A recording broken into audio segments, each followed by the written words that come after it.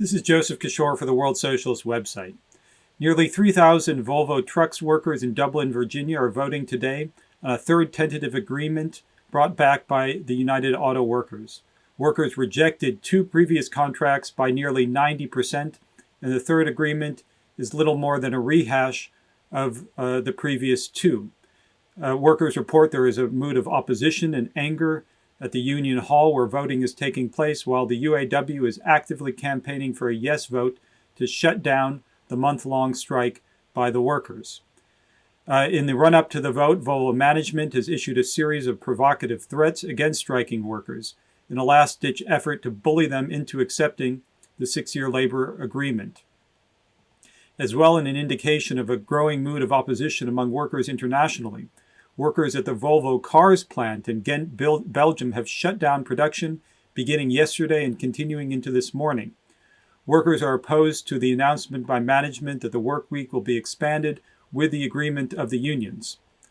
Volvo is well aware of the enormous anger among workers in Virginia to the latest agreement. Meanwhile, the UAW is seeking to beat back resistance to the latest proposal, which retains the two-tier wage and benefit system, sharply increases out-of-pocket healthcare costs for both current and retired workers, and limits raises for core workers to an average of 2% a year, far below the rate of inflation, which is soaring due to the rising costs of consumer goods.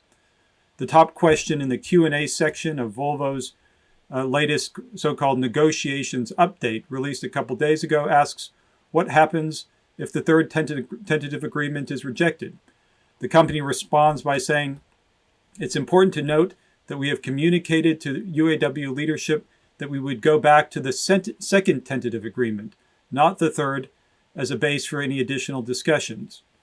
It further threatens that, quote, it's unlikely that we would be able to reach a fourth tentative agreement before vacation shutdown, so employees would not be paid eligible vacation that was scheduled to be used during the vacation shutdown had there not been a work stoppage. Finally, it states, quote, because of the uncertainty created by not having a contract, we have already canceled the investment that would have moved cab trim into Plant 2. The impact of the rest of the projects is unclear at this time, and the risk of future investment being rejected would grow as the operational uncertainty dragged on. In other words, the Swedish-based multinational, which made $1 billion in profits in the first quarter of 2021, is telling workers, in effect, accept further concessions or we will rob you of your meager wage increases, strip you of your vacation pay, and maybe take your job.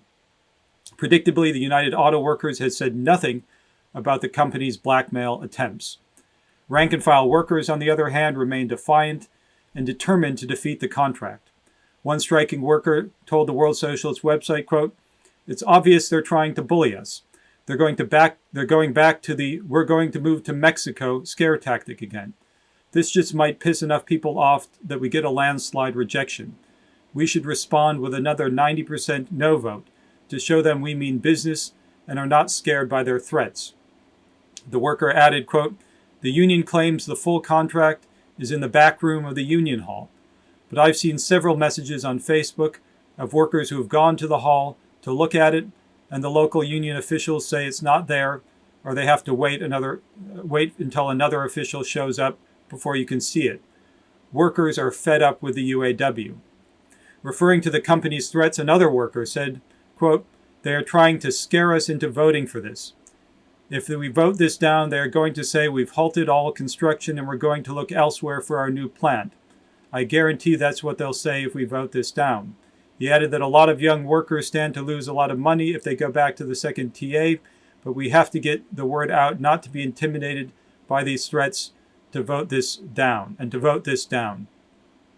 Opposition to the company and the UAW has been led by the Volvo Workers Rank and File Committee, which has issued a series of statements calling for a no vote and for the expansion of the struggle throughout Volvo to the Mack Volvo plants in Allentown and Pennsylvania and in Maryland, and more broadly throughout the auto industry in the U.S. and internationally.